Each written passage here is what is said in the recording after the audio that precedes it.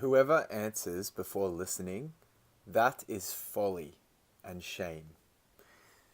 Hey guys, this is what week is it?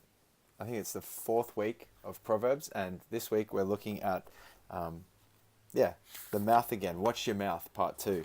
So a couple of proverbs that stood out to me. Let me just go through those questions again. If you've got your booklet, or if not, you can grab it and do this a bit later. But like I said last week, we're reflecting back on last week's reading, and then at the end I'll just point you forward so that you can look at the Proverbs this week. Remember that Proverbs is one of the easiest books in the Bible to read. That's why we're doing this reflecting thing rather than kind of pointing you forward. I'm hoping that you'll be able to grasp the Proverbs without much of my guidance, because I think they're actually pretty decent. Okay, first of all, what are some proverbs that particularly grab your attention and why? So that one that I read before, whoever answers before listening, that is folly and shame. I remember watching a TED talk a few months ago, and it just really stuck out to me. It was about how to have good conversation, and one thing that she said was, when we have a conversation, we need to listen in order to hear people rather than listening in order to speak. And often I find myself, when I'm in conversations, I'm listening until I've got something else to say, and then I stop listening, and I just can't wait for me to be able to interject in the conversation.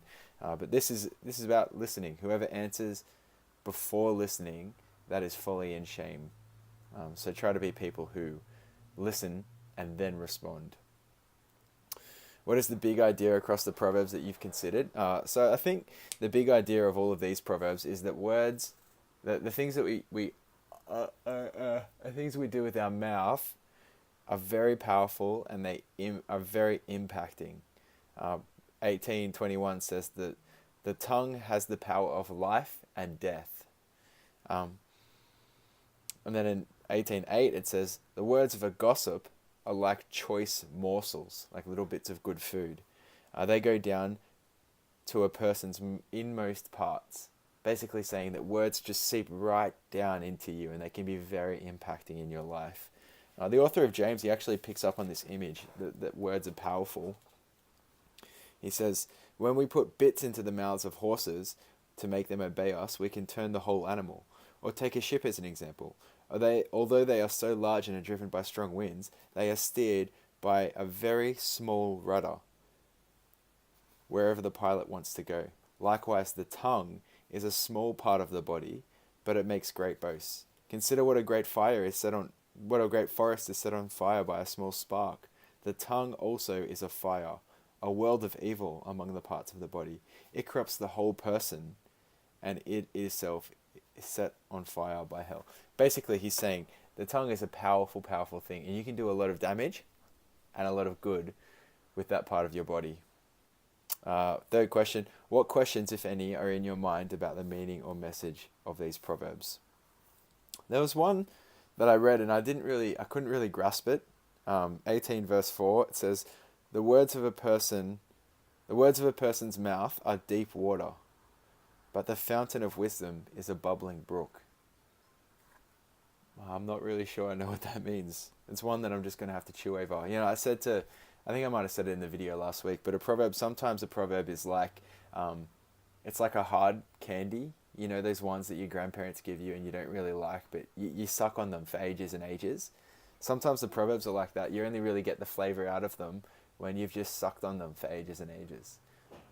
Yesterday in Toasties, we were looking at Psalm chapter 1. Psalm chapter 1 says that blessed is the one whose delight is in the law of the Lord, who meditates on it day and night. And so sometimes I think that's the best way to get meaning out of a proverb. So I'm going to think about that one. What does that mean? That the words of a person's mouth are deep waters, but the fountain of wisdom is a bubbling brook. Question number 4. Have you ever lived out the wisdom of the proverbs you considered? Have you seen others do so? Tell the story. One that I thought really resonated with me is the proverb that says, a person of knowledge uses words with restraint, and a person of understanding is even-tempered. I'm somebody who speaks pretty quickly. I'm somebody who often has a lot to say.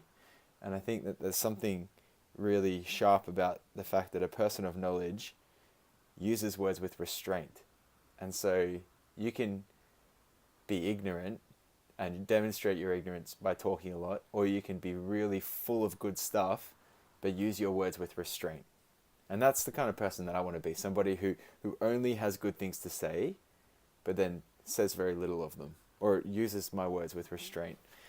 Again, James, he says that we should be quick to listen, slow to speak, slow to become angry.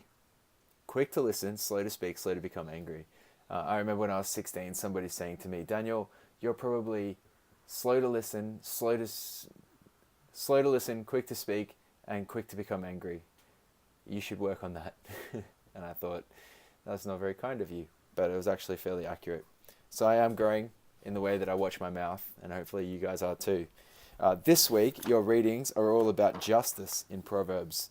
So you social warriors out there, you woke people, hopefully you can enjoy that and learn about justice according to the scriptures. See you later.